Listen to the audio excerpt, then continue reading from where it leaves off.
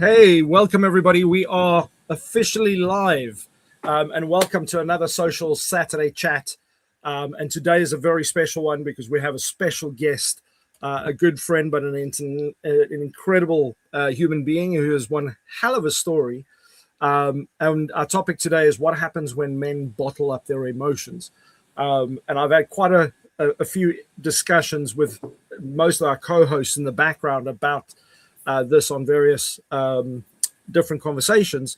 And I'm really looking forward to seeing what Alan has to share, because you're going to need to hold on to your seat, strap in, and really just enjoy the conversation. But I urge you to go and share this as well. And if you are joining us for the first time, let us know in the comments.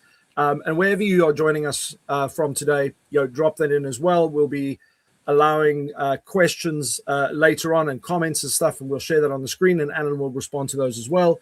But we effectively going to get started with just some background stuff with Social Saturday, so everybody knows what to do. So our wonderful Felipe, who everybody knows is like the pro on every other show in this arena.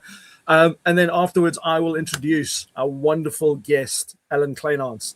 And obviously, our co-hosts will be not interrogating him, but definitely asking him lots of questions, because this is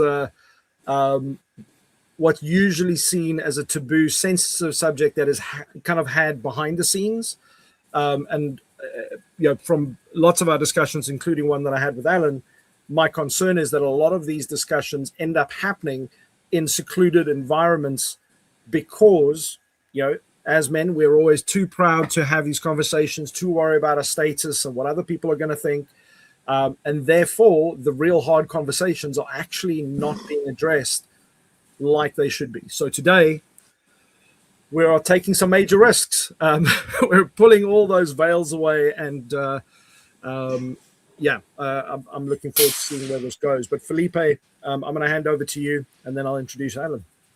Well, thank you, Mac. I'm looking forward to this conversation with Alan as well. I mean, like in my years of HR, having those difficult conversations, it's a must-have. But you kind of take it for granted once you do it a lot that, why can't everyone do it? Well, because it takes practice. And those of us had practice in our careers may have gotten some skills, but we're still learning too. So I can't wait to hear from Alan. Well, first of all, welcome everybody to another wonderful Social Saturday chat. Hope everyone's having a wonderful day. Let us know where you're watching from, and let us know what the weather's like. It is 80 degrees and sunny here outside of Washington, D.C. in Maryland, the day before Father's Day. So happy early Father's Day to all the fathers here in the U.S. I know you in the U.K. celebrated on a different day, but so.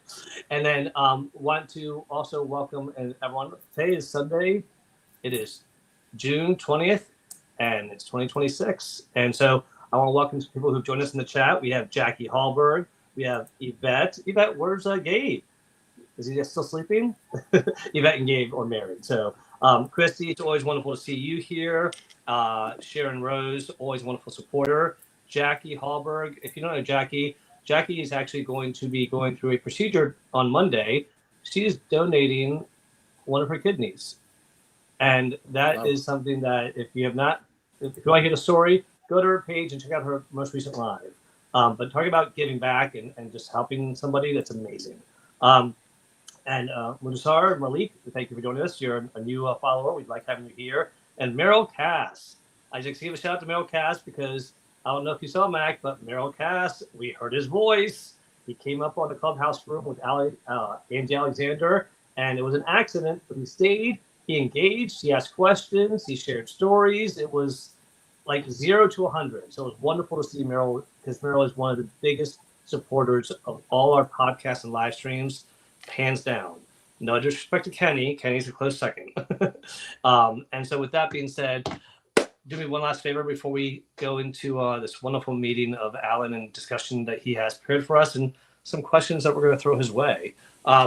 If you're not following the Social Saturday Chat yet, do me a favor, go to our homepage on LinkedIn, give us a follow, and after you give us a follow, do me one last favor. Click that little bell on the top right-hand corner.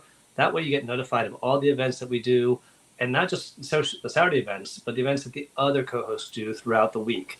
So it's a great way to build our community. We have over 1,000 followers on that page. So the community, kudos to Mac and team for building this community so well, because it really has become a great thing to do on a Saturday. Like I say, for something that we do every Saturday for 2 hours sometimes, usually people are like, oh, my Saturdays are precious. I want Saturdays to relax.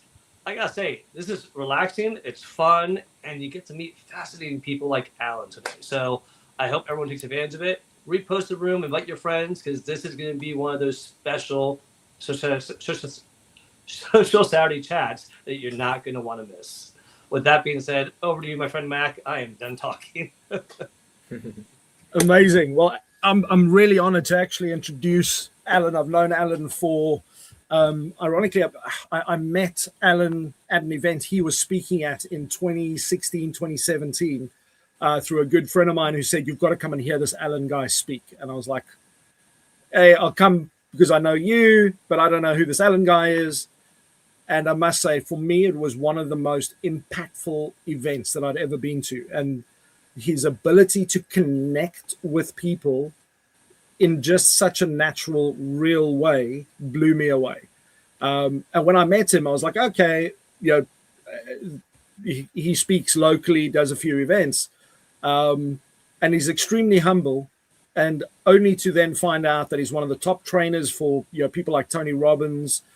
He has spoken on, he probably lost count how many stages you've now spoken on, Alan. And in front of many. many. I mean, literally spoken in front of groups of anywhere from a handful of people through to venues where there are tens of thousands of people in the room. He's been able to keep the energy levels up, and really work on transformation in people's lives. But why I felt Alan was such a good fit for today's topic, a few weeks ago, Zion recommended we need to speak about men's mental health. And I thought, who could we bring in that not only can talk about it, but can actually help us look at implementing some things that could drive change. And Alan's life story is a roller coaster. You'll feel like you need to sit down and have a rest after listening to it. He's been in the military and seen some awful things there, suffered with PTSD, addiction, depression, his personal life struggles, and the transformation side of things, how he's taken real life lived experience has been exceptional. So if nothing else, please go and visit his profile, go and follow Alan. I know he's going to be a lot more active on LinkedIn moving forward, but he's typically so busy speaking everywhere and being invited that he doesn't do enough of the social stuff. But I'm going to be changing that hopefully soon. And with that, Alan, I'd love you to introduce yourself, give people a high level overview, and then why not only this topic but mental health and well-being and living at your peak performance is such an important thing for you. Thank you, Mac, and thank you to your team. It's great to be here with you all. First thing I want to say is, Mac, congratulations on doing this every Saturday for 4 years running, my man. That says a lot. And I feel ashamed to say that I've never actually listened to a session, and I didn't even know that you'd been doing this every Saturday for 4 years. So I feel honored to be here, buddy, and I'm extremely. I don't know if I want to use the word excited, but I'm looking forward to the conversation because it's something that's very close to my heart, as you know. And, to give just a very brief overview of my life, I have under my name on the corner of my window there, it says Transforming Global Consciousness. And it's a tagline that I started using about 15 years ago. And the reason I use that is because since I was 4 years of age, I've always known that I was here for a specific reason. And I transform global consciousness when I'm speaking to one person, one-on-one in the tea room, or the barista who's making my coffee, at a local coffee shop or wherever it is. I see that as an opportunity for me to share love and to pour kindness into the person that I'm talking to. And I'm very interested in human beings. I love meeting people. I love asking questions. Wherever I go, meet people, and I've got a really good habit of asking people their names, and I've got a very good memory, and I always remember people's names. And I think we all have that opportunity to transform global consciousness, whether it's one person at a time or an audience of 4, 5, 6, 7, 8,000 people. And I've had that opportunity for 25 years now, traveling around the world, talking to audiences. The smallest audience I've ever addressed was 4 people. The largest audience I've addressed was several thousand. And it's still the same to me, because when I'm in an audience of 4 or several thousand, I'm only ever talking to one person every 5 seconds. And I think, you said something in the intro, and I'm very grateful for that. And I concur with what you said. I'm very humble. Yes, I am. And I also know that I do have that ability to connect with a large audience very powerfully, because I talk to one person for 5 to 7, 8, 9, 10 seconds. And then I move to another person. And I think that's one of the most important things you can do when you're talking to an audience, is to address one person and be very present with that person, because anybody near them feels that. And my interest in human beings, it comes from a place of having overcome tremendous pain and suffering. And through that transformation in my own life, and through that journey of transforming my own pain into profit, and turning my adversities into opportunities, I came to develop a very deep compassion, first for myself and the journey I was walking, and I am walking still. And then also that compassion for myself then overflowed into other people. And then I began to be very interested in other people's journeys. And I began to realize that everybody is the same. And I'm very, very blessed, because I've traveled all around the world. I've spoken in Ukraine, Russia, Romania, all of Eastern Europe, right across Western Europe, Africa, America, and England, up and down the UK, Scotland, Ireland, Northern Ireland. There's still a lot of countries I haven't been to. However, in those journey over the last 25 years, and all the countries I have been able to visit, it's taught me that people are the same wherever you go. We are the same. We have the same fears, and we have the same desires. And we are governed by the same limiting beliefs wherever you go. And we are experiencing the same kind of experiences when we're young. We have something within the Tony Robbins world called the dirty dozen. And what we refer to the dirty dozen is there's 12 problems that every human being suffers with. It's one of those 12 or a combination of those 12, but there's nothing outside of those 12. And those 12 cover everything. And so that just demonstrates that we have far more in common than we have different. And I love people. I really do, because I know that everybody's fighting their own battle in their own minds. And you don't have to have been to war like I have in Angola, and you don't have to have been physically and literally in a war defending yourself and your buddies to know that every human being is fighting a war with themselves in their own head, either with themselves or with the people closest to them, or with the world around them.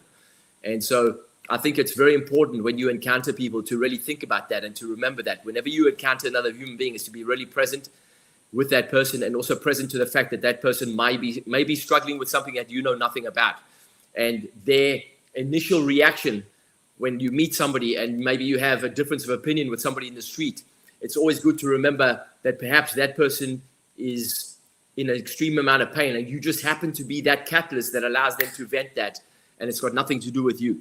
And I think if we all approach life like that, and we approach each other like that online and offline, we'd have far less fighting than we do, because people are very self-absorbed and very self-conscious, and also just self-obsessed, and they forget that everybody is fighting their own battle.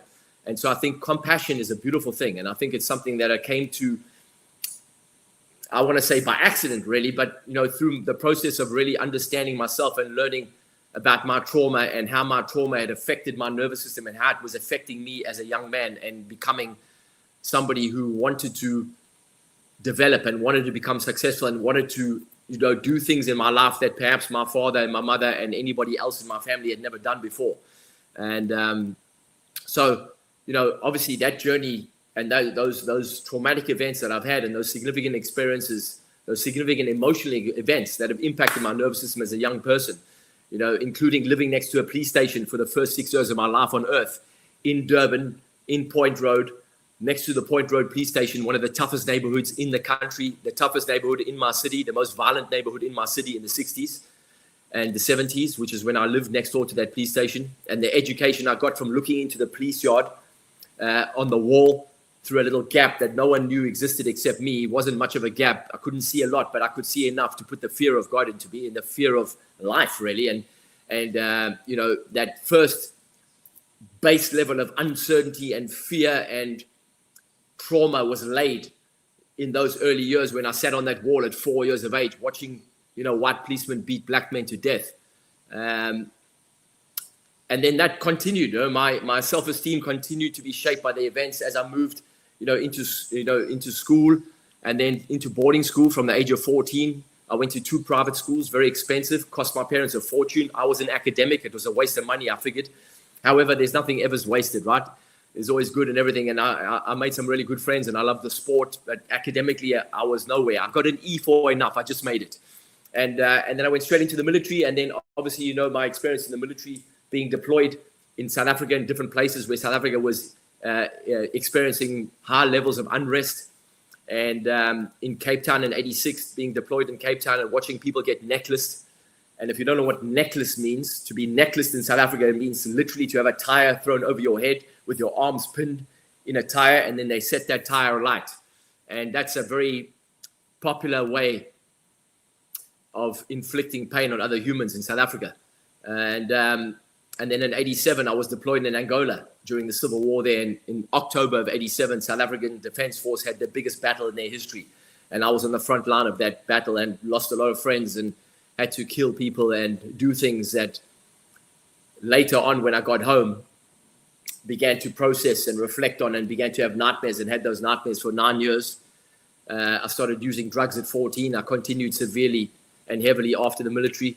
I was drinking already at a young age, and then that just continued. And I did that for 18 years, basically. I was drunk and high for 18 years until I got sober in 99 after attending a Tony Robbins workshop. Actually, I got there 4 days sober before the event started. 4 days I got sober and then got there. And then that was the year, that event really helped me to turn my life around. And then since 2000, when I got my first invitation to speak in front of an audience in London at the King's College, 600 people, somebody had been at the UPW event, had seen my interaction with Tony. I had an intervention with Tony in front of the whole audience, about 1,500 people in Cardiff, Wales. Somebody had been there. They invited me to the London Yes group. That became my new peer group. And then they invited me to speak at the King's College in front of 600 members. That was my first talk. And I had a dream since 94 that I wanted to be a facilitator, and I wanted to speak, and I wanted to teach personal development because I'd been a student. From the moment I came out of the military, I began to study. And my first opportunity came in 2000. And I've never looked back, really. And my life has been about how can I make a difference? And I often refer to myself as mad. I'm mad. I'm MAD. I'm making a difference. I'm going to make a difference wherever I can. Whoever I meet, I'm going to pour love into that person. Whoever I meet, I want to find out about them. I want to lift them up. I want to, I really want to engage with them, and consequently, I've been able to meet some amazing people, and my journey's taken me to some amazing places. And it's brought me here to this place. And I remember meeting you. I think you and I met through Gil, right? Gil Pedersen. Yeah. And I was surprised the other day when you told me you've known Gil as long as you've known him. I thought, wow, I didn't realize that. And what a good man. And he connected us, and I'm glad he did because, we've had great conversations, and here we are talking about another great subject. Sure. And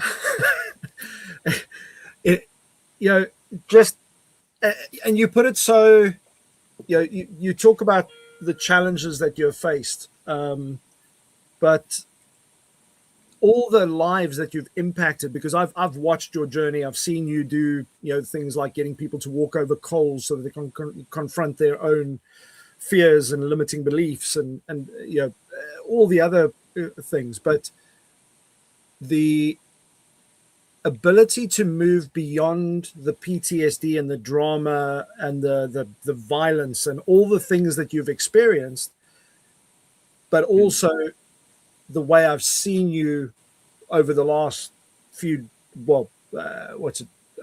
over 10 years, the people whose lives you've touched on a one-to-one basis. One of the things that I always find amazing is that you can be in a room with 100 people or 1,000 people, but when Alan's speaking, you feel like he's speaking to you only. And when he is speaking to you, he doesn't. He gives you undivided attention, but also that regardless of your background, regardless of who you are, where you're from, what your journey has been, he sees the individual because of the trauma and the life experience you have lived. Now, our topic, around what happens when men bottle their emotions up, for me was a vital one, because so many of us, Alan's just said there, that we're all walking our own journey. We don't know what the other person is facing. And, I've had various things in my past, but every time I've asked myself, and Alan, I'm going to start with this question, is retrospectively looking back is a wonderful thing. The problem is when you're in that situation where, as an example, I got made redundant in 2002, 2003. And when you go through whatever the process is, whether it's a loved one, a life happening, a job loss, or, when you go through that, it feels like we are this tiny speck, and the problem is this thing that totally smothers and surrounds us. And when I look back now, I feel that it was actually ridiculous and silly that I felt so stressed and so like I let go of my own personal self-belief because I felt I was worthless because I got made redundant. And that one decision there just it defined the next 6 years of my life. So I couldn't move on because I held on to something that nobody else even cared about. Nobody else was thinking about. But and I see that happen to so many men, where whether it's something financial, the disappointing their family, disappointing friends, or it's status, or, what is the best way to get yourself back into the moment so you can truly reflect on where you are versus where you feel you are? Yeah, you've said a lot there, and I've got a whole bunch of things I want to say. However, before I answer that question, I think it's what's important is that, first of all, men do not open their hearts and are not vulnerable very easily, because we have been taught that vulnerability is weak. However, I learned a long time ago that vulnerability is really powerful. I've seen a lot of very powerful men be vulnerable. I've experienced powerful men be vulnerable with me, and it's very, very inspiring. It's very moving, and it opens up your heart when you experience another powerful man be vulnerable in front of you or with you. It has the ability to open your own heart. And I think men, first of all, need to understand why they do what they do, and we need to understand what governs behavior, what drives human behavior. And what drives human behavior are beliefs. And we all have beliefs, and all beliefs carry consequences. You can have a belief like I'm intelligent, and there'll be consequences to that belief. There'll be positive and negative consequences to that belief. The positive consequence of feeling that you're intelligent means that you will study new things, or perhaps you believe that you can absorb information easily, and that's a positive consequence. Or you will gravitate towards people who are intelligent, and that perhaps will create opportunities for you. However, a possible negative consequence to the belief that I'm intelligent means that you may look down on people who are not as smart as you, who you think are not as smart as you. You may shut down opportunities because you judge people by how they come across, or perhaps the first impression has left a mark on you, and you think, maybe you've heard the way they speak, perhaps, and you think, well, you might judge them on the way they speak because they don't sound as intelligent as you. So we have to be very careful about what we believe about ourselves and other people and the world around us. And then secondly, with men, we must remember that men are driven by significance. We all have emotional needs. Maslow spoke about this. Maslow's hierarchy of needs is a very powerful model. However, most people don't understand it. But if you take Maslow's hierarchy, the base level is survival. That means you need to be able to look after yourself, feed yourself, clothe yourself, etc. You need your basic needs met. And for men, one of men's most important needs is the need for significance, the need to be seen, the need to be seen as powerful, the need to be seen as an alpha, the need to be seen as a leader, the need to be seen as somebody who makes stuff happen. And I think the biggest challenge with men's suicide and with men bottling up emotion, and the result of the bottling up the emotion leads to suicide. Suicide is a very high, with men, it's exceptionally high. And it's happening every 22 seconds, in terms of if you really just specify it for veterans, every 22 seconds, a vet takes his own life, his or her own life. But the numbers are for men is much higher than for women. But then if you take that across the board, men in general, and you look at what happened in 2020 when lockdowns were enforced and men suddenly lost their ability to earn money, men's suicide suddenly escalated even higher than before. It went up by 35%, just like that, bang.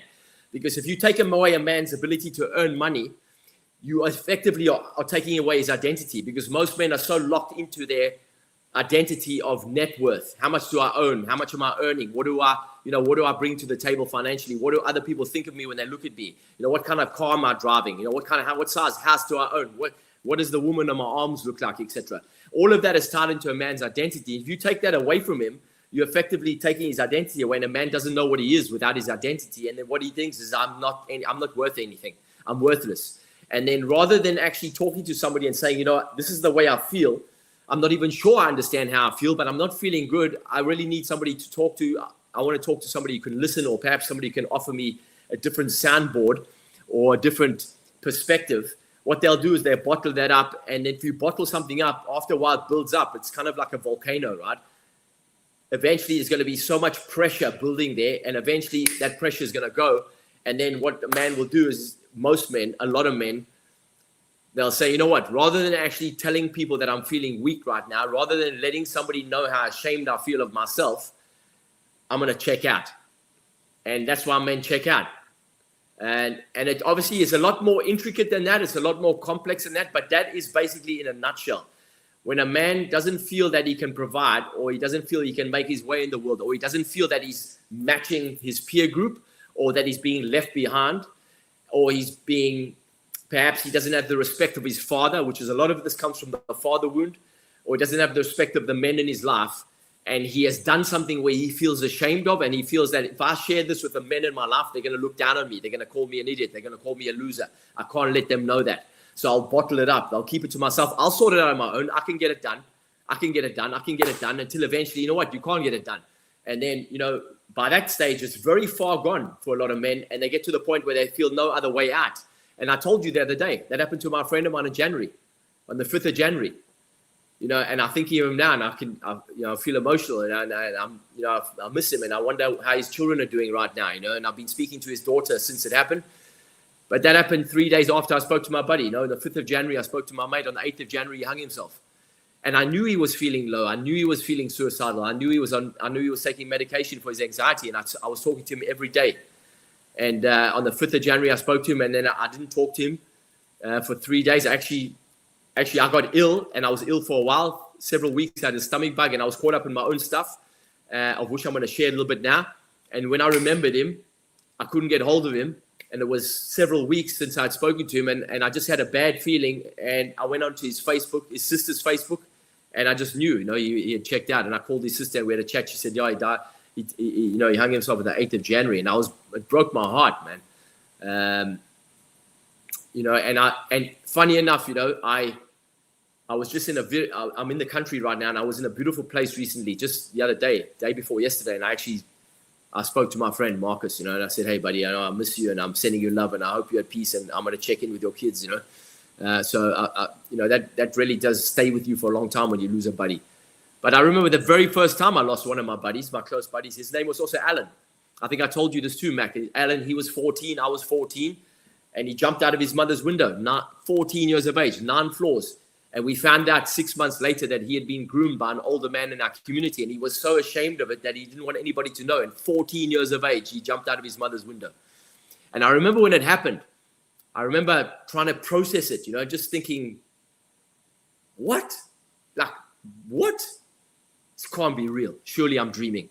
Tomorrow I'm going to wake up and Alan's going to be there. We're going to be in the park playing football. We're going to be riding our bikes. And this was a good-looking kid, blue eyes, blonde hair. He was like a young Brad Pitt. All the women loved him, and all the guys wanted to be around him because all the women loved him, right? And you know what it's like when you're 14. He was a great surfer. He rode a motorbike really well. He could ride on his back wheel forever. He was a great skateboarder. He was fun. He was popular. He had a great sense of humor. And then he was gone, 14. And I just thought, wow, And between that time, which was, a long, long time ago now, till recently, to my buddy Marcus, I've lost a lot of men in my life like that who have checked out, taken that decision to check out, and for a bunch of different reasons. But it boils down to that one reason: is not feeling worthy.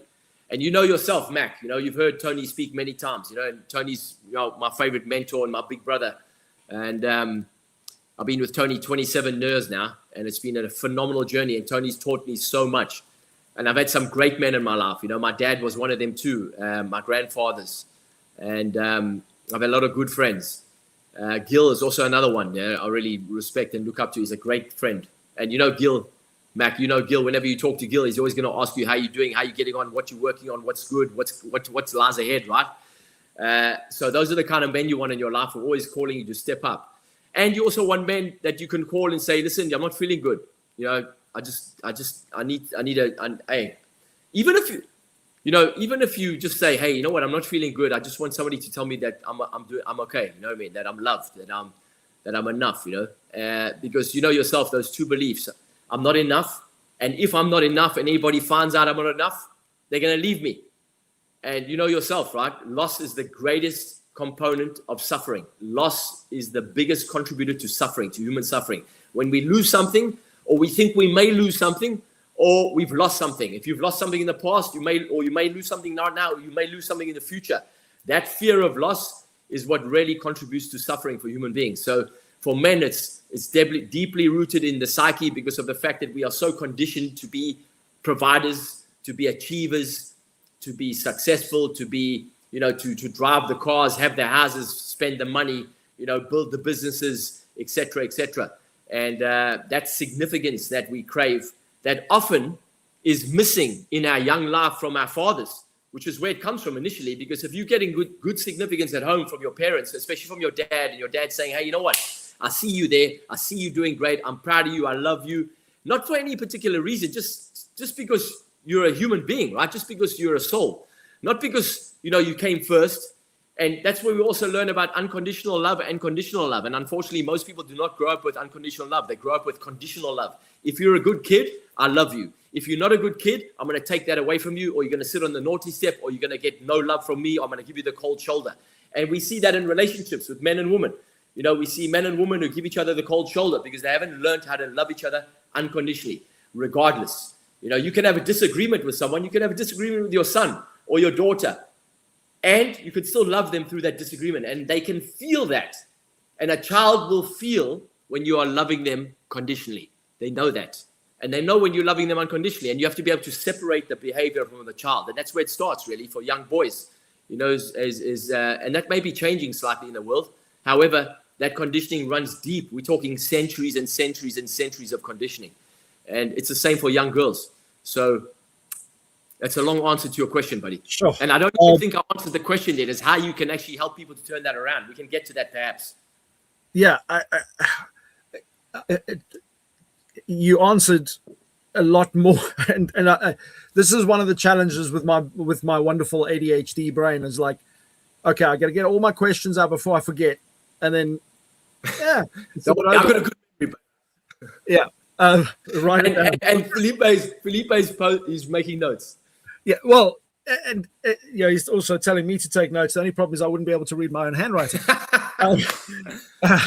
So the wonderful digital world we live in now. But I want to open this up to our co-hosts to get involved and because I've just looked at the time and I'm like, I thought he was only speaking for like 5 minutes, and you've held us. Look at the time. You've held us captive for I don't know how long with this. Like, and I've been watching the comments and we've got some questions coming through, but I want to kind of let us dig a bit deeper here before our time runs out. But Felipe, I'm going to hand over to you and any questions that you may have to kind of start the ball rolling. Yeah, and Martha and Joel, have your questions ready because I think this is a room that's go late today, possibly. Alan's kind of with us, but Alan, first of all, thank you so much for sharing that. I mean, not only just your mindset and your philosophy, but just your personal stories and how vulnerable you are. That really speaks to how important all this is. And one thing that you mentioned about how you talk to people and you ask them, resonated with the whole concept of curiosity. That's one thing that I think people can eliminate so many negative situations if they're curious to ask questions before they do. So I love that. But here's my question for you. It goes around what you just kind of on was how are Felipe, just want to check because is it just me or are we having little background? No, me too. Me too. You're cutting in and out, bud. We're losing your sound every few seconds and just we're hearing like every second word. Oh, okay, hold on. Let's see here. Is everybody else on mute? Oh, there we go. Okay, that's better now. It's better now. All right, as long as everybody's on mute, I think that's now I don't hear it. Okay, much better. Okay, so I said the first thing I said was curiosity is great because it eliminates a lot of negative. As far as passing things down, I grew up in a Latino household. My father did not talk about mental health. He wasn't against it. He just wasn't raised talking about it. So when we were dealing with mental health issues that we didn't know about, like go for a walk, go have a drink, go play with your friends, whatever. You hear me? You just started cutting out now again, but I heard you everything you said up until that point. All right. How about now? Yes. So my question is this: with men in my generation, I think we've come a long way. I've talked about my mental health with my kids. It's helped them. There goes again. What is that noise? I think I got cut out again. No, I can hear you now. Okay. I'm going to just change one setting here on my audio and see if this helps. Okay. You all hear me? Can I hear the background? Yes. Yes. All right. So, what's the question, bud? All right. So with the children in the future, men, I think, always are hesitant about sharing their feelings because of it's not commonly done. And so I've witnessed when people do share their feelings, sometimes they get shut down or dismissed because they're not used to hearing men speak about their feelings.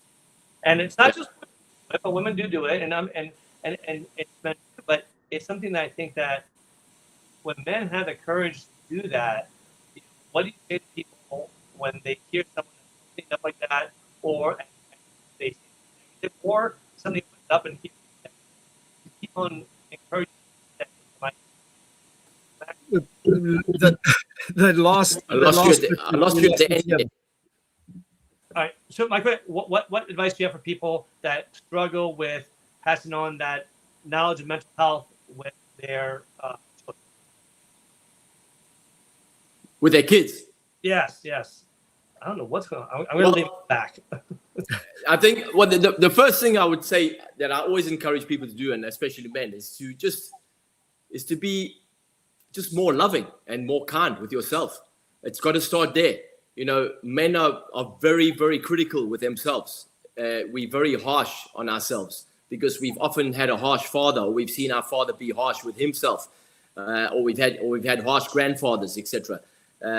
And even still to this day, even though things are changing slightly, men are still loath to express their feelings for another man. I tell all my male friends I love them all the time. Every time I speak to them, I say I love you. Ask Mac, I tell him, when I send him a message, I always say I love you, or I say big love, or I send him a heart. I always express love because I'm not afraid of that.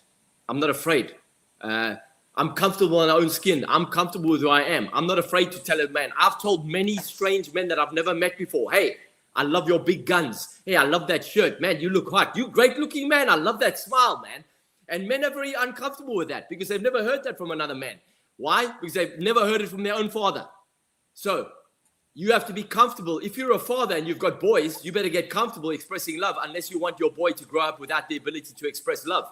And then how's he ever going to attract a really functional, solid mate if he can't even express love for himself or other people, or he can't say anything that may sound too vulnerable? So there's no easy answer to that question. But I always say to people, the first thing you want to do is you want to get comfortable loving the person you see in the mirror, and you want to do it actively. Self-love is an active process. Love is a verb. Love is an adjective. It's not a noun. That means the only way you feel love and see love or express it or experience it is when you see it in action. When somebody says something or when somebody does something, when somebody's affectionate. You don't see love any other way. It has to be acted on. And so the same thing with the self. You must practice it on yourself. How do you practice self-love? You say kind things to yourself. You acknowledge yourself for no reason. And you do it regularly. Or you treat yourself to doing things. You see working out as a gift to yourself. You see working out as a positive act of self-love because you respect your body and you respect the gift that God has given you. And so you're going to do something with it in a positive fashion and use it effectively. So self-love is something that is not promoted. It's not talked about enough. And it's not talked about in schools at all. And it's when people talk about self-love, people say they roll their eyes, a lot of people. These days it's changing a little bit. More and more stuff is online now and more people are promoting self-love. But for the most part, especially men, talk about self-love and they laugh at you. They say, hey, stop being a Nancy or whatever it is they say, right?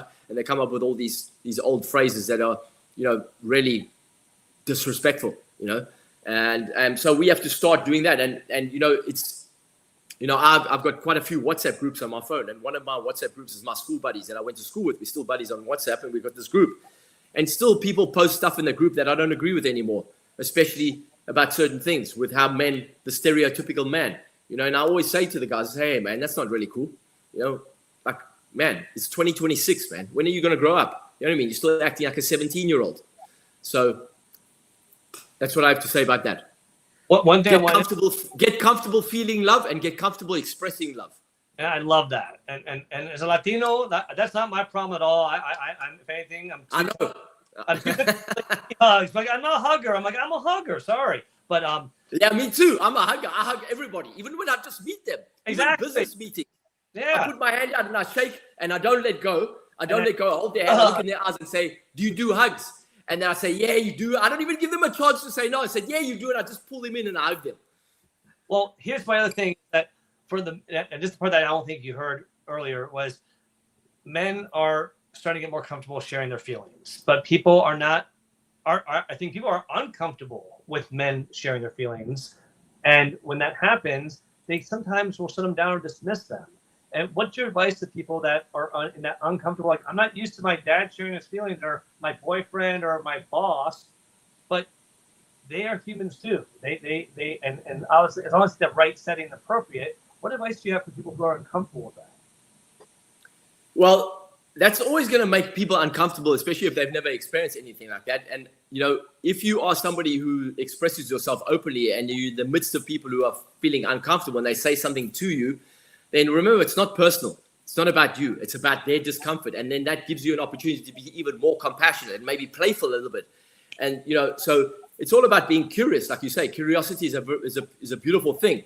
So I would say get curious about how that person might be feeling and notice if they are uncomfortable.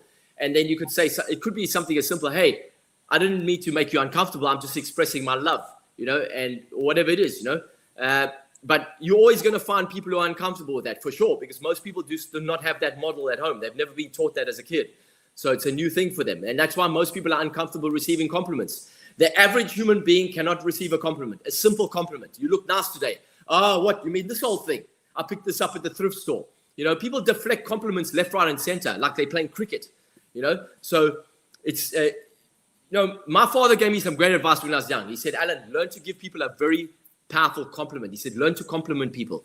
He said, complimenting people sincerely. He said, don't just give them a compliment. He said, pick something specific and be specific about that compliment. For instance, I like that tie you're wearing. It goes really well with your suit. Or I love that dress. I love the flowers on that dress. I love the color of that dress, how it matches your eyes. Whatever it is, right? It's got to be very specific. It's got to be genuine. It's got to be authentic. And if you can get comfortable giving people compliments and making people feel uncomfortable at first, what you do is you start to help people to dismantle their own wall and their own shell. I love that. All right. Well, thank you again. I love how passionate you are. I love how you talk with your hands too. I do that. So I always appreciate when someone does that. Martha, let's go to you. Thank you so much. I want to say also our friends in the chat, I believe Christy and Jackie said Happy Father's Day. And I'm sure maybe there's more there. So just want to also say Happy Father's Day to everyone here. Thank you. Alan, thank you so much for speaking today. It is such a warm just to be here with you and listening to you. It's very lovely to hear your voice. Thank you, Martha. You're welcome. I wanted to ask a question. Here, data shows that there are many men that are unhoused, and I have also witnessed this in different states of unhoused men. And my question to you is, why might some men delay seeking help even when they need it? Because they're afraid, pure and simple. They're afraid to be vulnerable. They're ashamed. Shame is the most debilitating emotion out of all the emotions. If you're familiar with Dr. David Hawkins, Dr. David Hawkins was a fantastic psychiatrist who was also a very deeply spiritual man, and which is unusual actually for somebody who studied psychiatry to be deeply spiritual, because those two can often be at loggerheads with each other, those two schools of thought. However, Dr. David Hawkins. Oh, let's take one. I think that person needs to be muted down there, please, buddy. Yeah, Bill, can you put yourself on mute, please? Thank you. And Dr. David Hawkins came up with a map of consciousness. And in the map of consciousness, he calibrated all emotion, and he calibrated the behavior of emotion, and he calibrated the energy frequency of everything. And he said that everything can be calibrated to frequency. And if you look at his map of consciousness, it's a powerful map. And the lowest, the emotion that calibrates and vibrates at the lowest frequency is shame. And the behavior that's associated with shame is self-annihilation. Just think about that. Self-annihilation. So in other words, a human being will annihilate themselves either quickly or slowly over a period of time, depending on their vehicle of choice, whether it's heroin or jumping off a building or, jumping under a train or, taking drugs over a period of time or drinking themselves to death, but they slowly are annihilating themselves. And then, if you think about people who are really ashamed of who they are, and they've been made to feel ashamed of who they are or where they come from or what they believe or the color of their skin or whatever it is, right? That shame can build over a period of time. It's very unhealthy, and that's where a lot of disease comes from. But however, it's unhealthy to the degree where for a man, a lot of men, and you see this happening in the world now, and it's been happening for the longest time. It's not something new. It's always been the case. However, what makes it feel new is that we see more of it now because we're all carrying around this little piece of equipment that allows us to tap into, millions of news sources, not just your main news channels now. Everybody's a newscaster with this phone. And so you see this happening a lot. But men who carry a lot of shame for long periods of time and get to the point where they have a lot of anger and repressed anger, they'll blow up. And what they'll do is not only blow themselves up, they'll blow other people up too, because that's their way of being significant. And they'll say, you know what, I'll show you as this is my last act of defiance, and I'm going to take people with me, and then you'll never forget me. And that's a very, very destructive way of meeting their need for significance. And they do it unconsciously, mostly unconsciously. So, it's a long answer to your question, but really it comes down to the fact that men are afraid to ask for help. Men are ashamed to ask for help.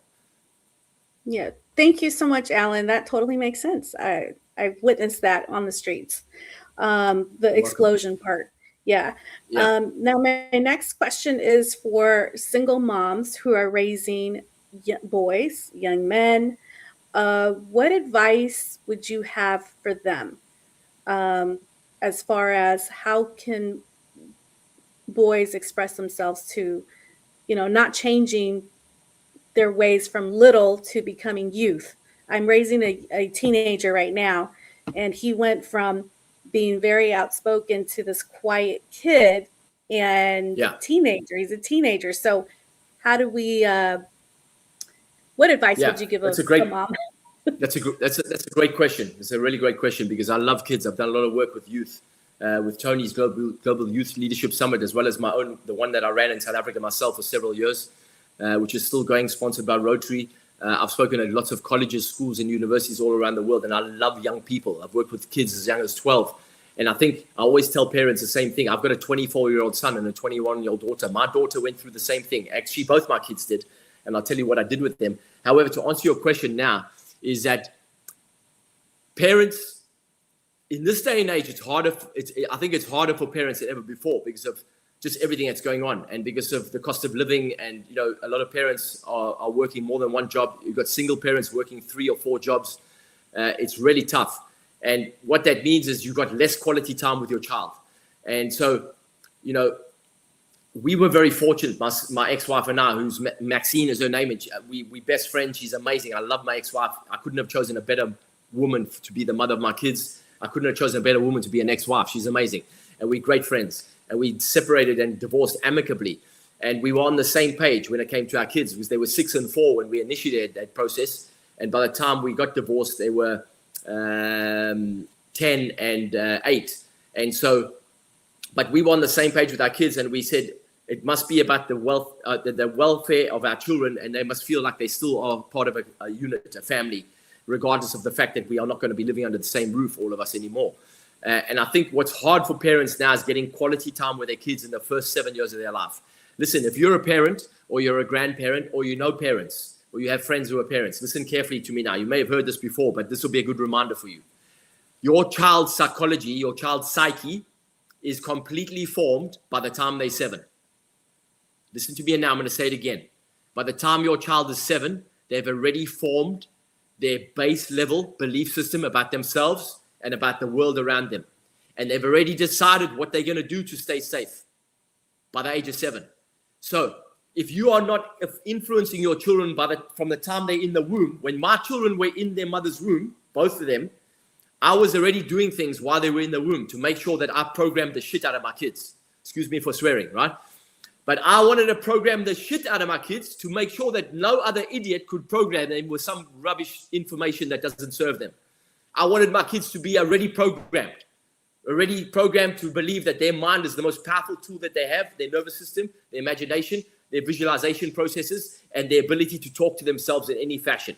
I wanted them to understand that because I know that a child's psychology is formed by the time they're 7. And then what they do is from the age of 7, anything that comes after that is compounded on top of what's already there. But those belief systems are already installed. And somebody wrote here in the chat I saw just now about, I think it was a lady who said that, a lot of women wake up next to a man in their 50s or 40s or 50s and they wake up to a man who's hit the wall and suddenly doesn't know who he is anymore. And what I say to people is that the majority of adults in the world today, the vast majority, 99.9% of them, are little children walking around in big bodies. And you can take the most intelligent person that you know and you put them under pressure and they'll act like a 5-year-old because they have no emotional resilience, because they've never practiced it, or they've never gone out of their way to understand about their emotions and the emotional resources that they have available to them. And they don't have any idea about how to transform adversity into profit because they haven't gone out of their way to understand that.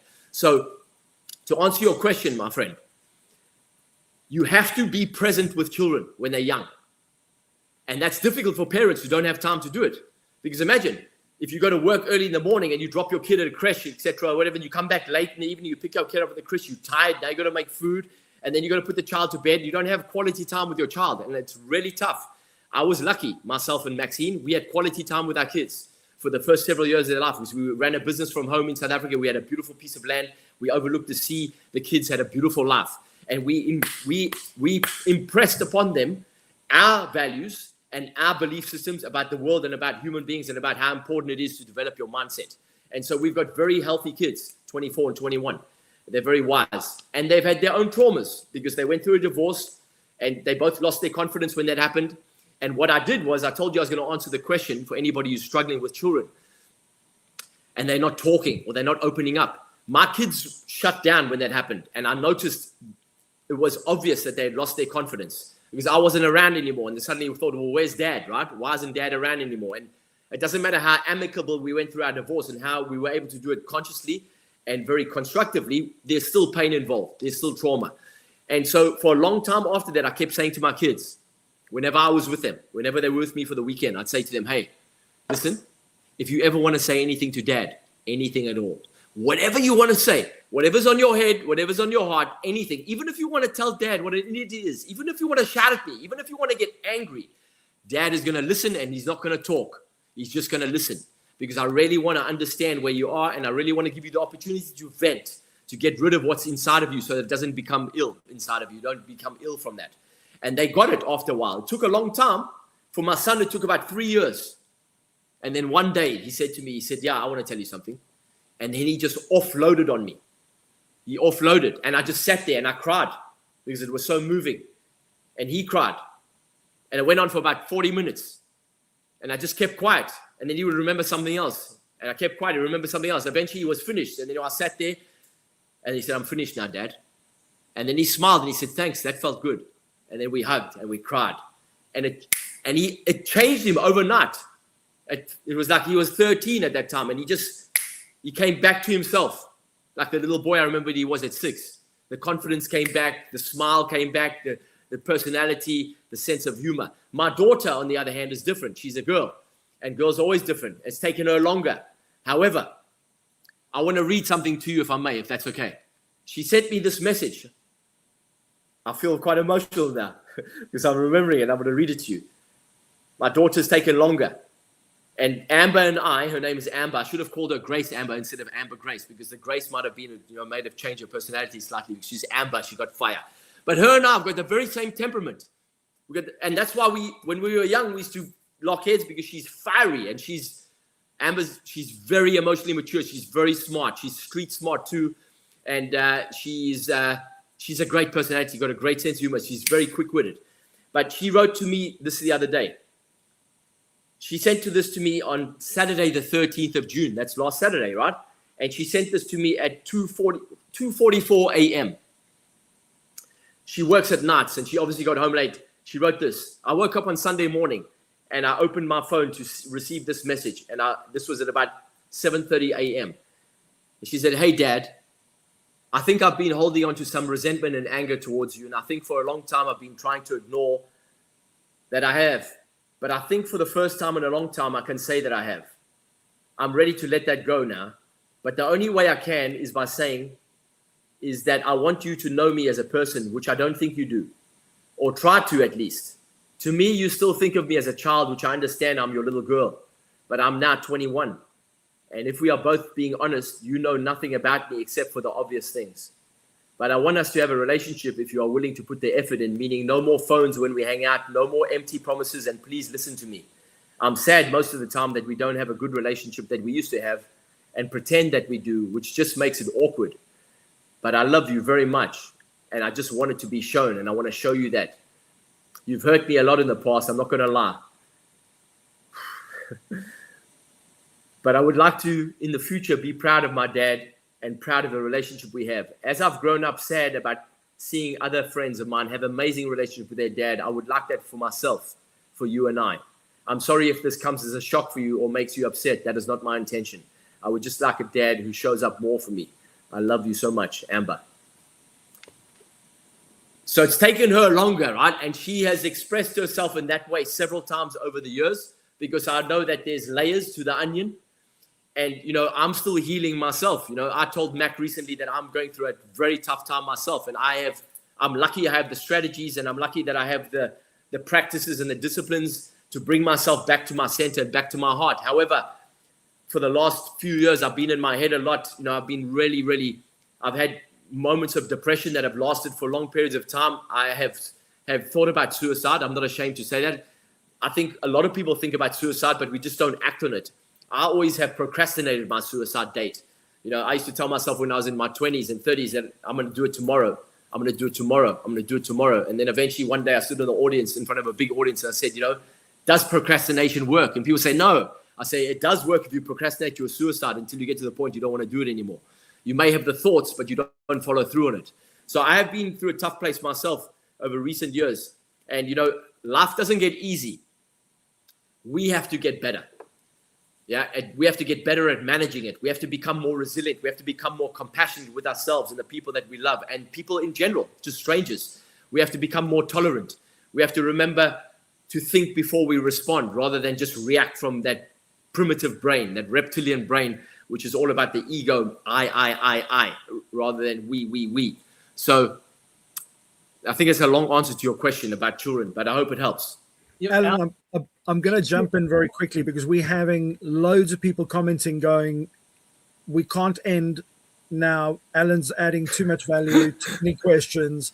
Please don't end on because we're supposed to finish at 6 and it's just flowing. Well, it's gone by so quick. Sorry, but I've been talking a long time. I apologize. No, it's all but the value has been incredible. Have you got a few more minutes, maybe 15, 20 minutes for us to run? I've got time, brother. I've got time. Okay. I've got time. Yeah. Okay. I just want to make sure because I think there are people that are appreciating this, but they also are taking stuff away that they can go and implement and learn. So I'd love to just, if there's one person listening and it makes an impact and a difference, then so be it. Felipe, over to you, my friend. One thing I'll go to Joel, I promise, is you talked about the shame thing. I want people to really understand that is when you shame, especially a man who's trying to be vulnerable for the first time, you've just put him back 10 more steps now. And Absolutely. And so remember that, I mean, I've experienced it with my own family. That when I started sharing, like they were like, they wouldn't even joke, oh, you don't know about emotions. And it's like, hold on, I'm trying to be honest. But more important, a highlight that you said, the children. Your child, that what she said to you was amazing. And this is what I want people to remember is we don't change as much as our children. And I'll never forget when my daughter says, I'm trying to learn how to have an adult relationship with you. It's a very different relationship that you need to be patient with. And that blew my mind. I never thought about her going from child to, and so it is a different relationship. And so, and your son and daughter being different, think about it. It might not even be a gender thing. It might be, you're like this parent, you're like this parent. I need to be aware of how you address your emotions because Absolutely. you're addressing it like your mother, not like me. So I need to recognize that. So I just wanted to highlight those things you mentioned. That's powerful for parents to remember. All right, Joel, over to you, my friend. Thanks for that, Felipe.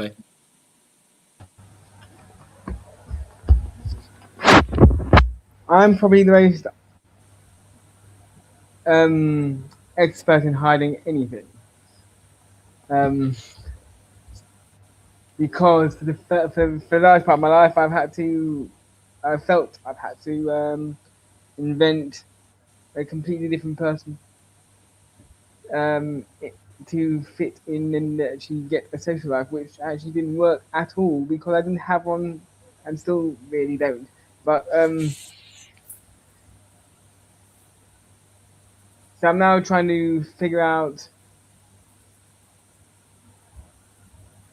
who I am, where I'm going, and what I'm doing. And I've got no idea at 34. What's your name, my friend? Joel. Joel. Yes. Thank you, Joel. Thanks for sharing that. I appreciate that. Where are you right now? Boiling hot in the UK. Which part? North London. North London. Okay, cool. Where specifically? Edgware. Edgware. I know Edgware well. Joel, thanks for sharing that, buddy. You said something very powerful there. You are working out who you are. I think that's a question that every human being needs to spend a long time contemplating. Who am I? In fact, everybody listening here today, please write that down. Who am I? ? And I would take that question if I was you, like I did as a young man, and I would stick it on the wall, and I would look at that every day and contemplate that question for 15 to 20 minutes a day. Who am I? Who am I? You see, children, by the time a child is 1, think about this, my friends who are listening here and watching. Think about this. By the time a child turns 1, they have a name, a religion, a creed, a nationality, and it is fictional. It's a fictional identity. It's being given to them. And then it gets enforced upon them continuously as they grow up. And then they get told all kinds of things about who they are. And consequently, they never ever engage in that question or engage in contemplating that question, or they don't even come across the question perhaps until they're in their 20s, 30s, 40s, 50s, 60s. Like, hang on a second, who am I? Because you're not your name. You're not your body. You're not your role. You're not your vocation. You're not your career. You're none of those things. You're not your labels, or you're none of the labels you've been given. You have a hand. You are not a hand. You have a body. You are not a body. You are a spirit. You are an energetic being, an energetic entity. Listen now, my friends. You cannot argue this. I've spent 38 years studying consciousness and philosophy and spiritual development, spiritual psychology. It's been proven beyond a shadow of a doubt through quantum physics that everything is energy. Everything has an energetic essence to it. In other words, if you were to look at the most solid of structures, like this desk, or anything solid under a high-powered microscope, you would see that that solid object that is right in front of you, and your evidence of your eyes is telling you there's a solid object, you can't put your hand through it, yet you look at it under a high-powered microscope, what do you see? 99.9% space. It doesn't exist. All you see is the physical manifestation of the molecules, electrons, atoms moving at speed, causing a solid, dense piece of matter. However, at its core, it is not matter, it is essence. So, while you are here on earth, you should be always asking yourself, who am I? Who am I? If I'm not my name, if I'm not my body, if I'm not my vocation, if I'm not my role, if I'm not my whatever it is, right? My gender, whatever, anything that you've been told who you are none of those things. So who are you? Well, Joel, I'd like to put it to you that you are a spiritual being having a temporary human experience.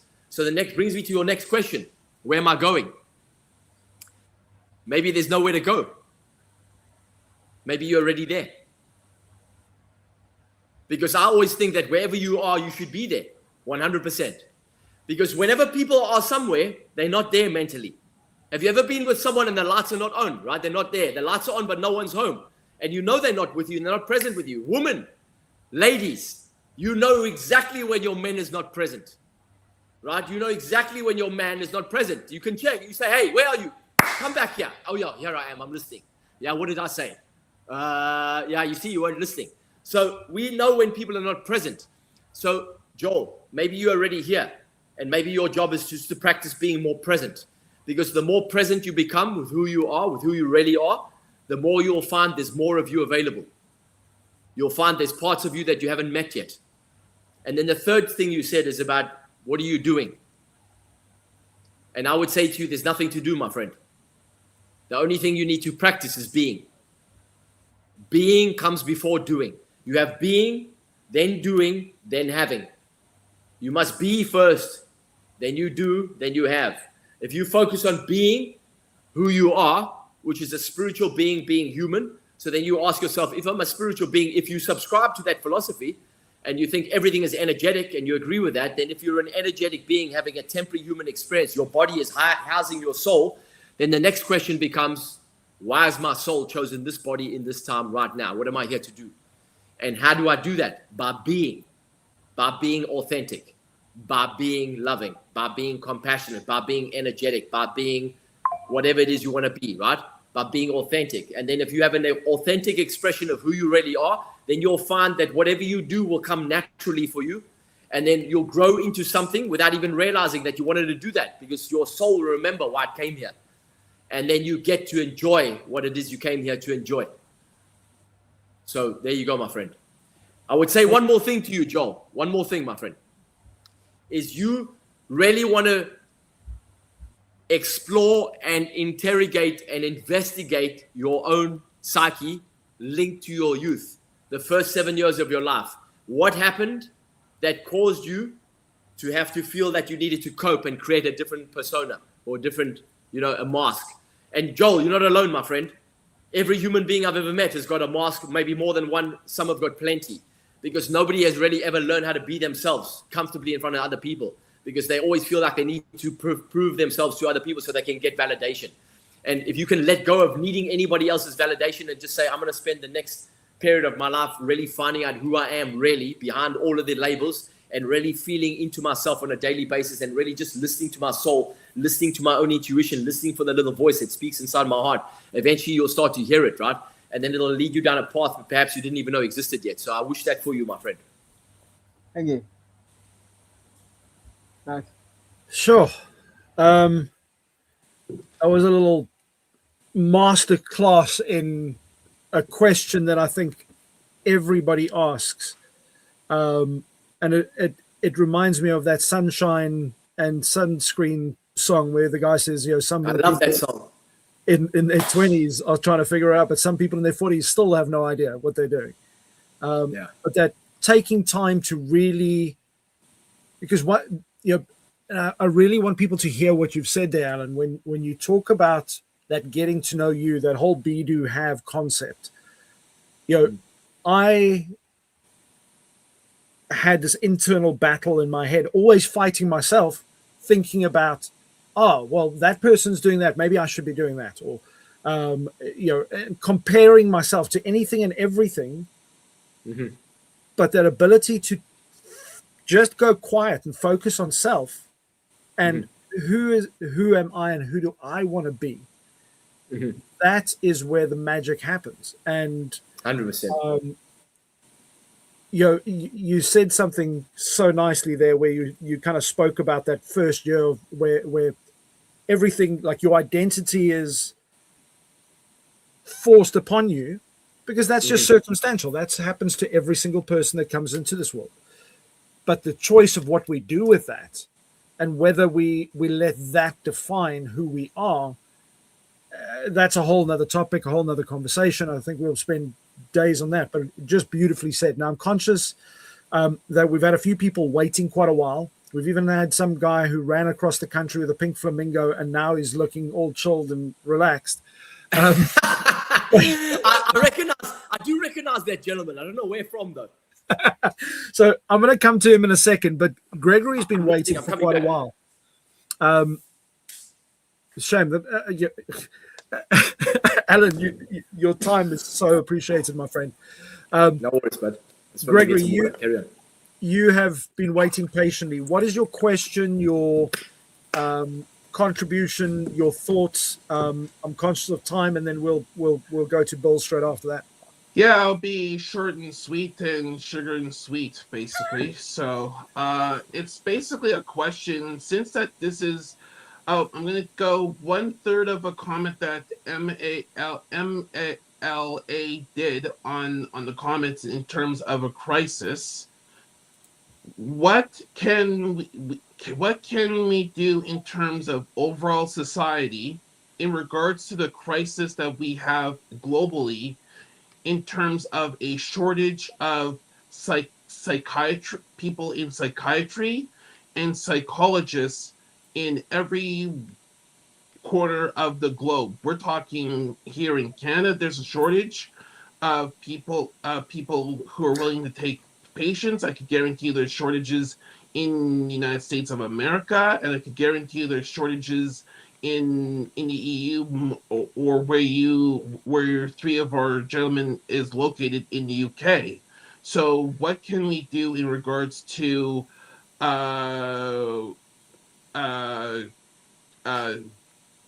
kill the crisis in regards to the shortage of people in the corresponding field per se? Because it's basically, this is all because of males, and I'll say overall the human species keeping things bottled up because they have no psychiatrists or psychologists to to relay their troubles onto in terms of an open discourse or an open form of that realm per se.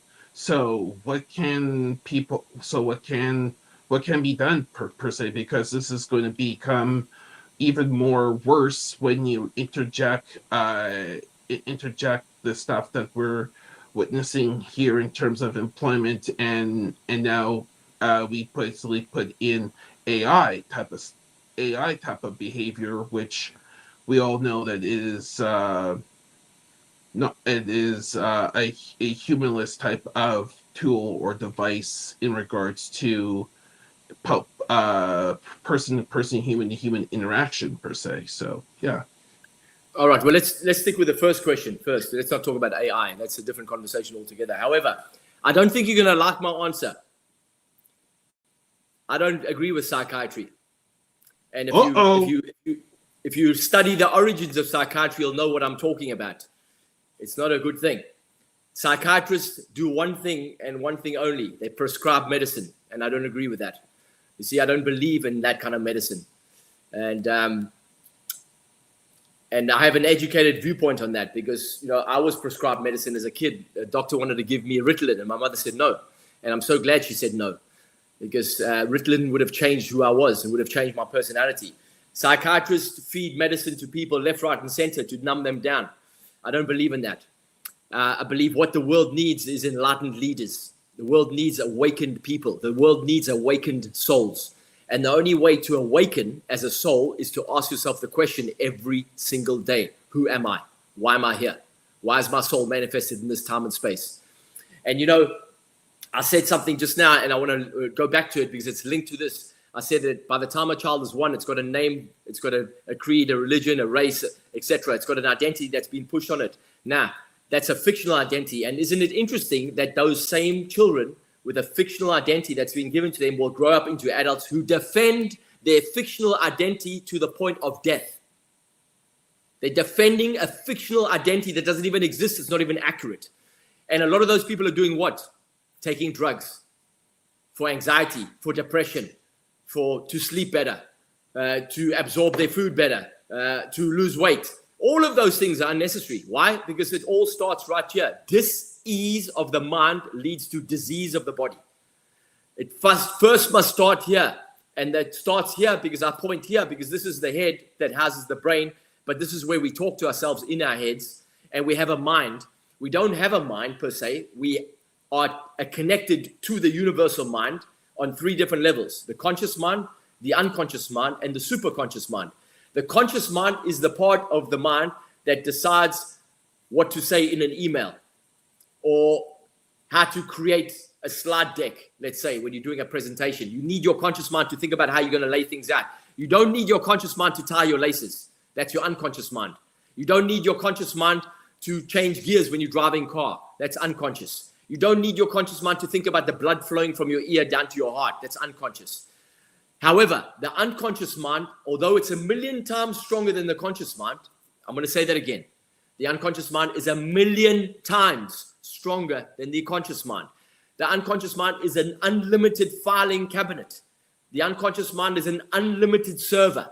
Think about the supercomputers on this planet and the ability that they have.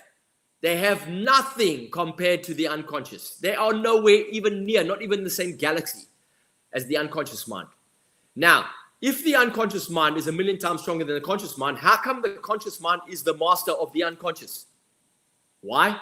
Because the unconscious is a servant and the conscious mind is the master.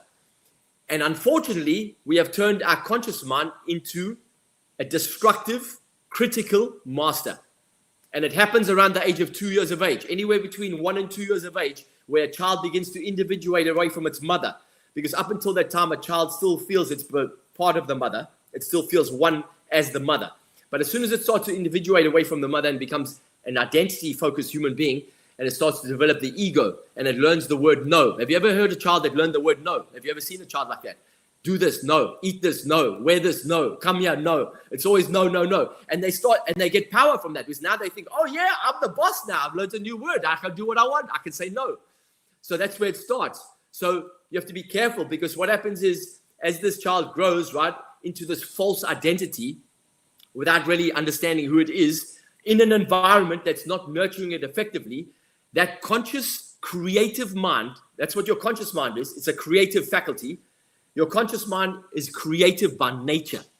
You should write this down. This is very important. Your conscious mind is creative by nature. Nature gave you a conscious creative mind.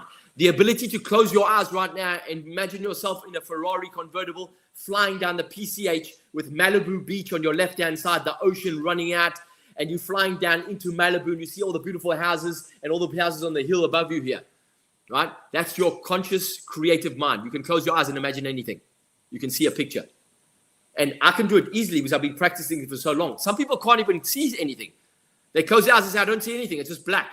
That's because they've allowed their critical mind, the critic that started to develop around the age of 2, and as soon as you have a significant emotional event, something that impacts your nervous system, and you learn, oh my God, and you feel unsafe, and now you think, okay, what can I do to be safe? How can I avoid that for the rest of my life? I never want to have that happen again. Oh my God, my parents are getting divorced. I don't want to have that happen. Let me avoid love.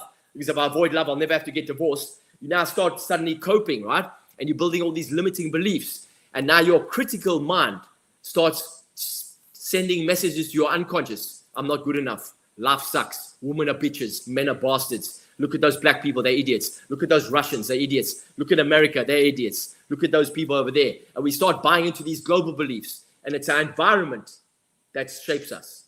So we have to ask ourselves the question all the time. Who am I? Why am I here? What am I doing here? What's my soul about? What's this about? Because life is more spiritual than material. We are locked into the material 3D world because that's what we can see, touch, taste, and feel. But that's why it's so important to calm down and to sit quietly for 20 minutes a day at least and contemplate, who am I?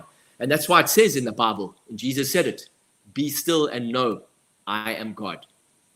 And when you are still enough for long enough, you'll start to hear the whisper of your soul, and you'll start to hear the God self inside of you calling you to a higher place. And then your conscious mind over time and practice, with much practice, with a lot of self-forgiveness, with a lot of letting go, with a lot of compassion, you can begin to get rid of the critic that lives inside your head, or the critics, plural, if you've got more than one. Like I used to have a whole bunch of them, a choir of those guys, right, living inside of my head, all barking orders and telling me what I should be doing and what I shouldn't be doing and who I should be and how I should do that. Just like you said, Mac, trying to copy everyone else so I could fit in, right?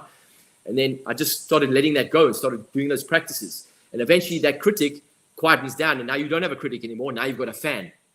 Now you've got someone that says, hey, come on, you can do this. You got this. You got this. Hey, you feeling low? That's okay. Feel it to release it, acknowledge it. It's okay. It'll pass. And now your unconscious mind becomes your partner in success. Your unconscious mind is your partner in success, but it cannot be your partner in success if your conscious mind is critical and always criticizing yourself and the world around you. And now your superconscious mind is your connection to everything around you, your connection to God, to the universe, to the greater good, to the infinite field of cosmic soup, whatever you want to call it, right?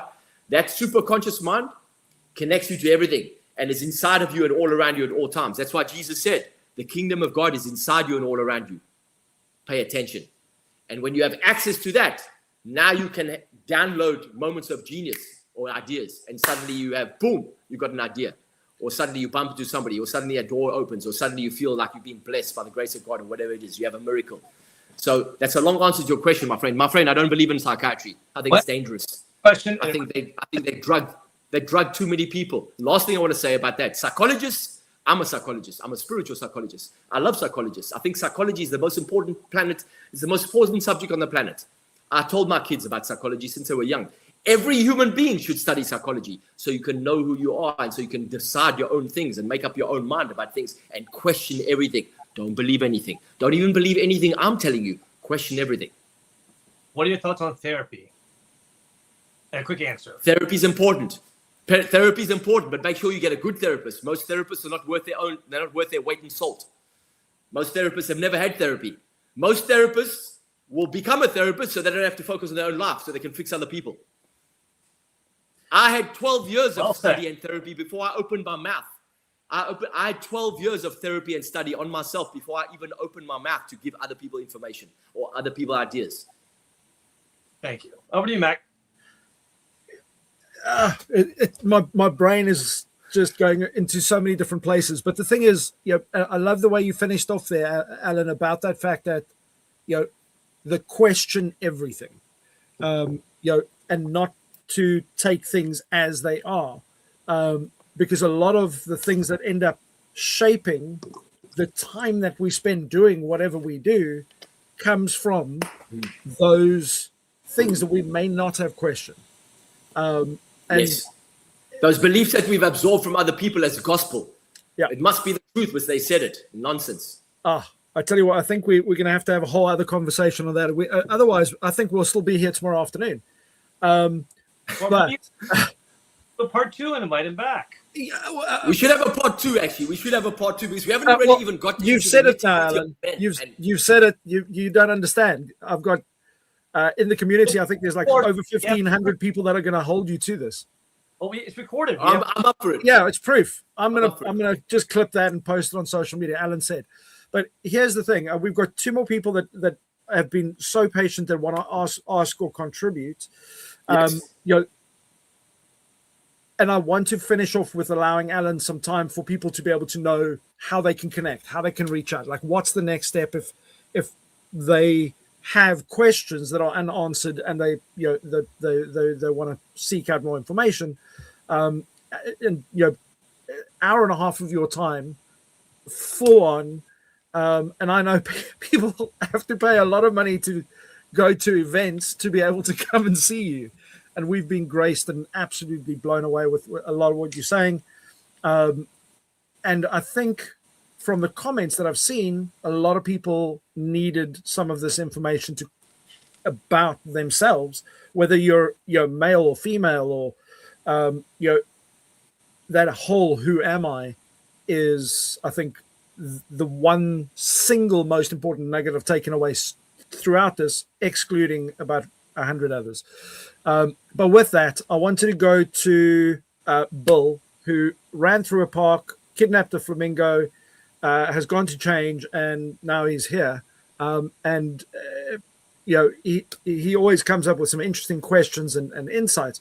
Bill, what questions do you have or insights that you'd like to share with Alan and get feedback on? And is the flamingo safe? I did not kidnap a flamingo. I was at a mango party, and they said I could take it. I'm not going to be long. Alan, everything that you said about yourself literally applied to me, from the way that you and your wife had an amicable divorce to the way that when your children, my daughters and I have always had a great relationship, but there was one point where they sat me down and said, you don't know me as an adult. And the suicide thoughts, and that, I just keep pushing it off. It was all compelling. And I felt like somebody else was living my life while you were describing what you went through. And then the question about why do people not ask for help? It is,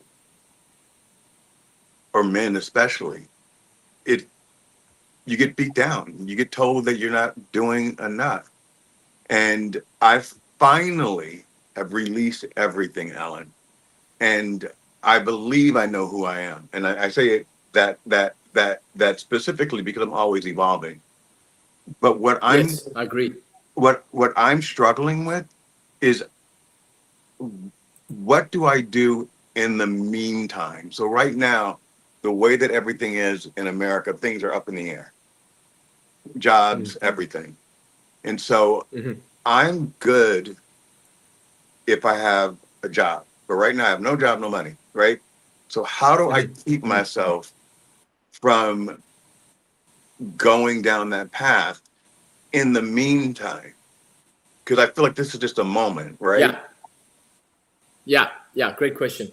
Yeah, and it is a moment. I agree with you. It's just a moment. This is temporary. Everything is temporary. Everything passes. And that's a great phrase to tell yourself. This too shall pass. This too shall pass. Whenever you're feeling bad, whenever you're feeling shit or anything, just say that. This too shall pass. And then back it up with this question. What in this moment right now is anything missing? And the truth, the truth to that question the answer can only be no. Nothing's missing right now in this moment. And I know what that feels like, to be in a moment where you've got no money and you can't even get on a tube because you've got no money for the tube, and you have to sneak your kids through the turnstile. And I used to have to do that. And then when I was feeling really at the lowest of low, I would stop myself and say, in this moment right now, is anything really missing? No, I'm alive, I'm breathing, I'm healthy, I've got intellectual property, I've got people who love me. I might not have the money I want that I need right now to create more freedom, but right now, nothing's missing in this moment. So remind yourself of that. And then also to further answer your question, what can you do? I would do things that make you feel good. Because here's the real truth of being a human and being alive on this earth. Your only job while you're here is to feel good. Because when you feel good, your vibration goes up. And I mean authentically good. Not feeling good because you've had 6 beers or you've dropped a tab of acid or whatever. I'm talking about feeling good because you feel good. Because you're doing things to feel good. You're going to the gym, you're running, you're cycling, you're swimming, you're engaging with people that you love, you calling people up to tell them that you miss them, whatever it is, anything that makes you feel good or opens your heart or makes you feel positive about life or optimistic or enthusiastic is going to raise your vibration. And you have access to the most powerful resource at any time of your life, even when you're broke, especially when you're broke financially, especially when you have nothing coming in. And that is the power of your emotion. Emotion is what moves things. Because if you put yourself in the right emotion, you can make shit happen. But if you put yourself in the wrong emotion, you can't do anything. So emotions are the ultimate resource, and you need to learn how to tap into those on a more regular basis and do whatever you can do to make yourself feel better emotionally, to lift your emotions, to put yourself in uplifting, resourceful emotions. So the scary part is, for me, if I tap into emotions, if I tap into the emotion that I'm feeling in the moment, that could be sad. So I suppress my emotions. Yeah, that could be sad. So that's a good point, because you preempted me there. I was going to say that you could be, you want to do things to put yourself in a greater emotion. So you could be feeling sad and you could think, you know what, I want to go to the gym, but your head might say, you know what, I don't feel like going to the gym. I don't have the energy for that. And this is where you really serve yourself, is by listening to that and saying and acknowledging it. As you want to make sure you acknowledge yourself and say, okay, I understand I feel sad, and it's okay to feel sad. And I also have the power to move myself from sadness into a much more powerful emotion. But you first have to feel it and acknowledge it. They've done a great study with a large number of people, and they found out that when people acknowledge what they feel to themselves, not to anyone else, just to themselves, just by acknowledging or labeling what they feel, the energy dissipates very soon after that. What most people don't do is they don't acknowledge, and they kind of deflect from themselves. They block it off, they cover it up, they drink it out, or they watch TV, or they have sex, or whatever it is, they take drugs, or they deflect, right? Because they don't want to feel what they're feeling, because what they're feeling is scary for them. But if you can actually feel it, acknowledge it, you say, I'm feeling sad. Okay, cool. Why am I feeling sad? I'm feeling sad because of X, Y, Z. Okay, that's okay. That's a temporary situation, and that's okay to feel sad. It's not going to last for long. And what can I do right now to put myself in a great state where I can put myself in a state that's going to lead me towards action, towards constructive action? Okay, I could go for a run. And then your mind might say, I don't feel like running. And that's where the discipline comes in. That's where the commitment comes in. That's when you got to say to that little voice there, thank you for sharing. I know you don't want to go for a run, but I'm going to go for a run anyway. And you go for a run anyway. Because it's the people who do the things that are uncomfortable, even when they don't feel like doing them, are the people who eventually break through to the places that they want to be. All right, Wonderful. I gotta ask you a question now, because I know it's making it longer, Mac. I'm sorry, but so what are your thoughts on? You hear so many different examples, and I think that everyone is different. I hate the word mantra, but repeating the positive things to yourself, coming up with those same things to say to you daily. What's the value in that? Because, like, for me, when I was going through it, that's a great question. I say 5 things to myself: be confident in what I know, be curious about what I don't know and learn it, be grateful for what I have, be passionate to myself, and be tenacious. I got this. That works for me. It might not work for somebody else, but the value of coming up with something to remind yourself consistently. What are your thoughts about that? Yeah, that's a very powerful thing to do, actually. And I would say to you, my friend Felipe, look up the origin of the word mantra so you can change your association to the word. It's a very good word, mantra. And look up the origin of that word, so then it changes your association, because you probably I'm gonna take a guess, but I might be wrong, and please correct me. But maybe not now's the time, but we can talk about it. But perhaps you've heard somebody say something about that word mantra, right? And it's got lodged in your brain. You've got a bit of a mind virus there. You want to get that out. I love mantras. I sing mantras. I say them all the time, and I would encourage you to say "I am." Anything you say after "I am," I've got loads of them, and I've been saying them since 1988, July of 1988, when I heard Zig Ziglar, Les Brown, Jim Rohn, Dennis Waitley talk about positive self-affirmation. Brian Tracy used to say, people who succeed in life have a high self-esteem. People who are popular in life have high self-esteem. People who make lots of money have high self-esteem. He said, if you want to be a high self-esteem people, learn to like yourself. How do you do that? You go to the mirror every day and you say to yourself 5 times, I like myself. I like myself. I like myself. I tried to do that for 6 months. Every time I turned up in the mirror, I said, I'll come back tomorrow. Eventually, 6 months later, I said, I like myself through gritted teeth. I like myself, But now I can look in the mirror and say, hey, man, I see you there. You're doing great. I love you, man. You're looking good. Keep that stuff up, brother. I got you, Because I talk to myself like that. And I remember that who I'm talking to is a little boy in my heart here, the little 3-year-old Alan, the little kid who was afraid of life, who was traumatized. I talk to that little boy every day, and I love him as much as I can, because that's the little boy that's actually running my life. Your inner child is running your life. And unless you nurture that inner child and reparent them, you have to reparent your own inner child. Unless you do that effectively, that little child's going to run amok and throw their toys out the cot when they don't get their own way. So mantras are very powerful. Come up with lots of them. I used to stick them all over the walls in my house and say them over and over and over. I can't tell you how often I say it. Every day I walk around in my head, I'm saying beautiful things to myself. I am love. I am loving. I am lovable. I am enough. I approve of myself. I approve of myself. And when I see people in the street, I tell them, in my mind, I say, I love you. I love you. I love you. I love you. Especially if I see somebody who's homeless or somebody who's down and out, I send them love. I say, God, send your love from me, through me, to that person right now.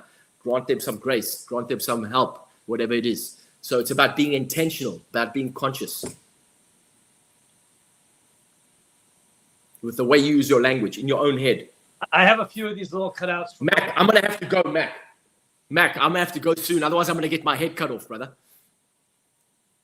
I can't hear you, Mac. You're muted. You're muted, Mac. I've become famous for freaking talking away and not actually being heard. Anyway, that's just a technical thing. So, Alan, I want to thank you very much for sharing. I want our co-hosts. I'm conscious that we are running out of time here. Please, can I ask our co-hosts and anybody else who's got events and things coming up to share in the comments where we can go and find what you are doing. And to respect your time, Alan, I'm going to hand over and ask you how can people reach out? What is the next step? You've already promised another session. We'll try and keep it to time, although I don't think that's going to happen now. If they want to reach out or they want to take the next step or they want to find out more, where do they go? Yeah. What's the process? Well, Mac, thanks for asking that question. I really appreciate it. And I've really thoroughly enjoyed my time with you people. And it's amazing. It's now 18:40 and it's been so awesome. It feels like it's gone by in 10 minutes. And I think we should definitely do it part 2. And Mac, I don't know if you saw my message I sent you earlier before we started, about an hour before we started, just saying, is it okay? Is that possible? Yeah, absolutely. Awesome. So what I was going to say to everybody who's listening here, obviously we haven't covered, half of what we could cover. Like Max says, I can talk for days, and I do have my own 4-day workshop, 4 full days. However, I was said to Mac before we started the session, about an hour before we started, I said, hey, Mac, how about we invite people on Tuesday night to a Zoom? And they come to a Zoom with me, and we have like a 90-minute Zoom, and I want to take people through a specific process that we haven't been able to cover here, because it wasn't appropriate to do it. Yeah. However, I would love to take those of you who want to show up on Tuesday on Zoom at 7 p.m. with me and Mac, and I want to take you through a particular process that has done wonders for my life and wonders for helping me to forgive myself for all the things that I thought that God would never love me for. And so if you're interested in that, you want to come and join us, I'm going to send Mac the Zoom link right now. I'll send it to you, Mac, if that's all right. And then if people want to connect with me, they can connect with me on Facebook or Instagram, which is where I'm spend most of my time on Instagram. Mac is very kindly going to help me to sort out my Zoom. Sorry, not my Zoom, my LinkedIn, because I told Mac that I created a LinkedIn profile in 2009, and I've never done anything with it ever since. And I've been on LinkedIn since 2009 till now, maybe, I don't know, 10, 15, 20 times. So he's going to help me with my LinkedIn. But connect with me on Instagram and Facebook. And then if you want to join us, Mac, I've just sent you the link now, the Zoom link. And if you want to join us on Tuesday evening at 7 p.m., I'm going to do a little session for you. And I want to do a little practice with you that I've been doing with myself every single day since, I came across this process for the first time from Dr. Wayne Dyer. And I've used it ever since. And I use it everywhere I go. And I've used it on myself to forgive myself and heal my own traumas. And I still use it on myself now because I'm still healing myself. I've been dealing with my own demons and traumas, now since, consciously dealing with them since 1988. But if you want to join us on Tuesday, please do. Mac, you got that link for Zoom. And then, I just want to say thanks again. It's been awesome. I just have thoroughly loved it. Thank you so much for the invitation, brother. I really appreciate you. Amazing. Well, folks, what I'm going to do in order to make sure that you just don't have a Zoom link and not sure when to turn up, Alan, I'm going to create an event with all the details. So if you can let me know exactly time, I'll come and drop it into the comments of this event, but also go on to Social Saturday and actually share that so that people can go and Awesome. attend that event and know how what's happening. But again, thank you so much. Grateful for your time. Everybody, if you could do us a favor and just go onto Alan's profile, find his latest post. It might be a decade ago, but just go and give him like a thumbs up so that he knows that you saw him elsewhere in the wild. And just show him some love and appreciation. And again, massive thank you. I think I might go onto LinkedIn just to jump in there. I think I'm going to go on LinkedIn and I'm going to give you a shout out, Mac, and you and your team, because this has been amazing. I'm going to just talk about what a great experience I've had here on Saturday. So, what's it called? Saturday Social. Social Saturday Social chat. Saturday. Yeah. And to everybody who interacted with me here, thank you so much. To everybody who commented and in the comments and that, I've been looking at them as they came up. Thank you. Also, it's been great for everyone who was listening and everyone who was present here. Thank you for your attention. I really do appreciate it. And I look forward to meeting you in person at some point further down the road, if not seeing you on Zoom again soon. Well, thank you for being so generous with your time, Alan. I know that the comments have been so powerful and so appreciative of what you've done and how much time you gave us. So thank your family for sharing you with us. And we look forward to Tuesday. And I got to say, one of my favorite things that you said was when you said that you have one of the greatest ex-wives ever. And I'm thinking, is that a pickup line? Can you go up to a woman and say, you know what? You wouldn't be a good wife, but you'd be a great ex-wife. I don't know why I thought that when you said that. It came to mind. So I just wanted to, but on that note, thank you again for the time. And hope everyone connects with you. Back to you, Mac. Amazing stuff. Thank you. Okay, folks, have a great week. Mac, thanks, bud. Cheers, everybody. Enjoy.